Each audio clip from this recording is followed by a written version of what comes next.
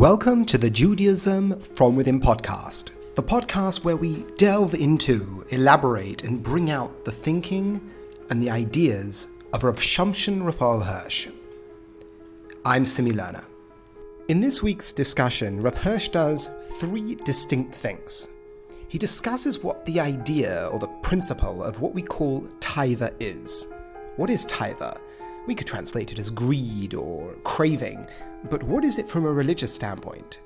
Secondly, why is it so devastating, both to the individual in the world as a content human being, but also from a religious standpoint? Why is it so devastating to the religious personality?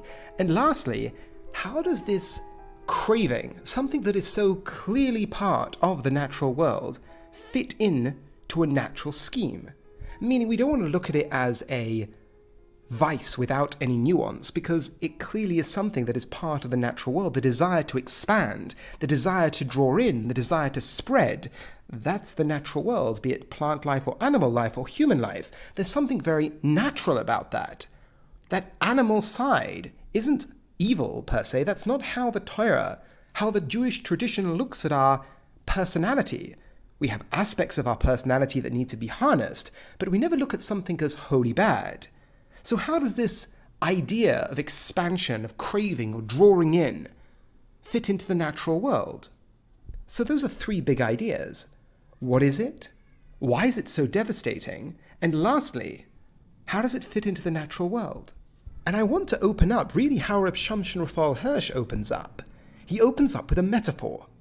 And a very key metaphor that really allows you to slot it into so many other areas of Jewish thought.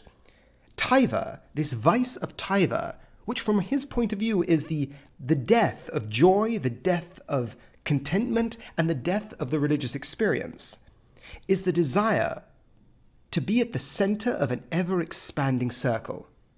You in the middle, an expanding circle of desire and possessions around you, the drawing in of everything around you that you want. That is how you look at yourself in the world. You are drawing in. You see you want and you draw it in. That is taiva. Because it's interesting. There's something very natural about that. This brings it into the natural world.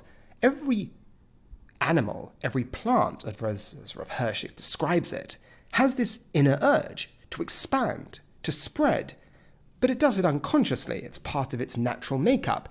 And through that unconscious expansion, the desire to gain resources and spread, that keeps the circle of life going. There's nothing good or bad about that, but it's the natural world. Everything unconsciously fits into the pattern or the orchestra of life. That's what we call the natural world. But mankind has the ability to transcend that. Mankind can just give in to their more base temptations. They'll fit into the general scheme of the natural world. But the job of humanity is not to be a plant. The job of humanity is not to be an animal. The job of humanity is to transcend. That inner urge should be harnessed. And the beauty about this metaphor and explaining it in reference to the natural world is that if you just live, you'll live as part of the natural world. The claim from a materialist is that we are just part of the natural world. There is nothing special about you. Well, from his point of view, that might very well be true. The ability to step out of yourself, which is the religious claim that we have the ability to do, is what Rav Hirsch is talking about. You as an individual can just go with the flow and flow with the natural world, and you'll fit into it, and you'll contribute like a plant contributes. You'll contribute like a tree, like a tiger. But that is not what humanity is here for. From the Jewish standpoint, humanity is here for mission. Humanity is here for goal and purpose. That means harnessing this inner urge, not neglecting it, but harnessing it, along with your higher faculties. You simply take a shift of perspective. You draw in, but you draw in to the goal, not to you as the objective. That is where the natural world and the divine, the natural and the human, the natural and the goal-orientated man take a different stance. The natural man is at the center of his world, and he draws into his center. We'll go on to why that's such a devastating perspective on life, but just describing the concept. You should take a shift in perspective. The center point should be your goal, and the goal should be drawing in. Around you, you should make a collection of works that feed your goal. And the Israelite, as Rav Hirsch calls it, is on a mission and on a goal, striving for the perfection of this world, with God at its center. Thereby you are drawing in, but you're drawing in for something more noble. You're drawing in, you're using that faculty, your natural and your higher faculties, in the service of your goal, in the service of your mission. So that's the idea of taiva. Taiva's the drawing in, but who's at the center? Is it your mission and purpose, or is it you as an individual? If it is your mission and your purpose, you are transcending your natural environment. But if it is you, well, then you fit into the natural world. And like the rest of the natural world, you'll do your part, like a tree. But why is it so devastating? Why is it the root of all dismay and lack of joy? And as Rav Hirsch calls it, why does it tear up the divine nature in man? Such a good way of describing it.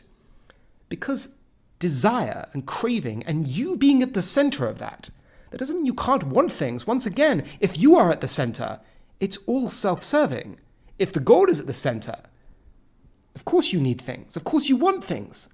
But it's in the service of something greater, a higher faculty, a higher expression. But if it is you, and being human, we have the ability to not only see the here and now, we have the ability to project into the future. They call it the grass is greener on the other side syndrome.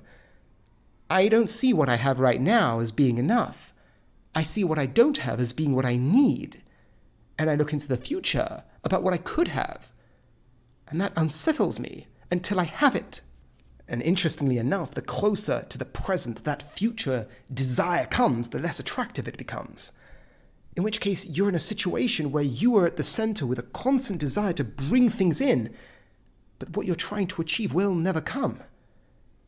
Because what you have now has no value. What you want in the future is what you are craving. Then you lose sight of what you have right now. And the closer the future point comes, the less of value it seems until it is replaced with something else you will crave. It's a reason why traditions around the world point to the grabbing, the holding, the desiring as the root of all suffering. And this is the language Rav Hirsch uses. The root of our suffering in life is the craving that we desire of things we do not have, that we want to have. And that perspective is not only the root of suffering from the point of view of material possessions, but also around the idea of expectations. I expect something to be a certain way. I want something to be a certain way, be it in a physical thing or be it conceptually.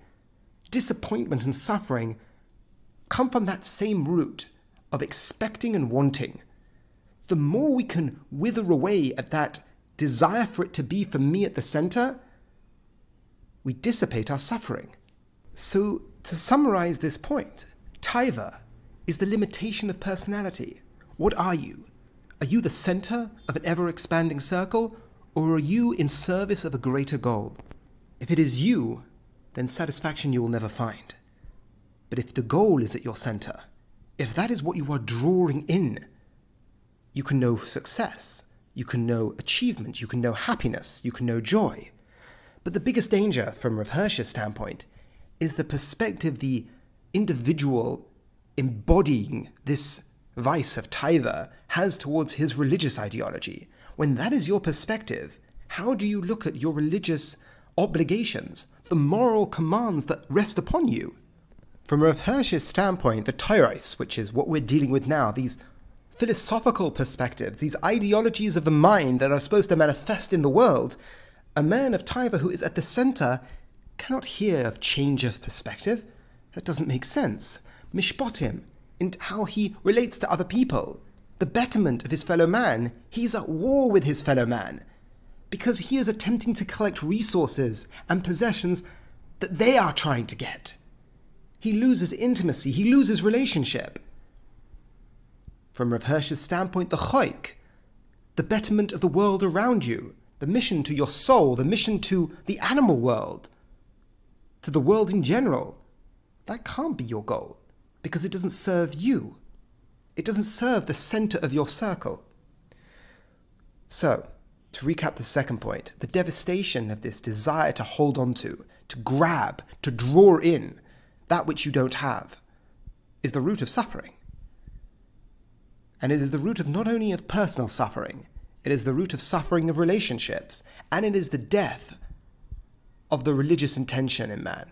It is the death of the ability for man to transcend, because he's locked himself in a natural perspective, where his personality isn't striving for a greater goal.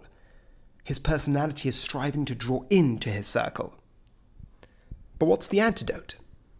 The antidote will have to be developed as we continue, but in brief, don't look at how much or how little you have.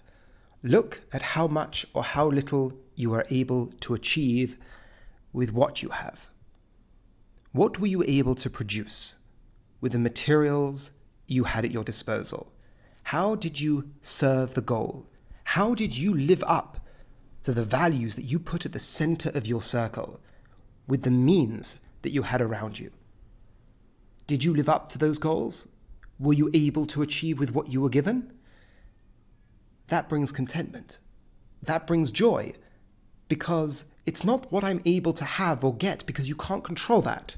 That's the fall of the man of Taiva. The man who is able to focus on his goal, what he has around him, his means. He doesn't control that, in which case he can be at peace. His soul can be at peace, because one thing he knows he can do, he can try with what he's been given. And as long as he knows he tried, he can have serenity. Because that is the thing within the locus of his control, not the means. The focus on the means is falling into the man of Taiva, what you were able to do with the means. That's why Hirsch tells us an obvious truth, that from the Jewish standpoint, if you have a little, but you accomplish 3/4 of your possibility, and another individual had much, but only accomplished 1/4 of his potential, who is greater? Who is more noble? The one who strived harder, the one who strived to accomplish more with what he was given, and he can take contentment from that. Thank you so much for listening. As I said, it's a bit of a dark one, but thank you very much for listening and have a lovely week.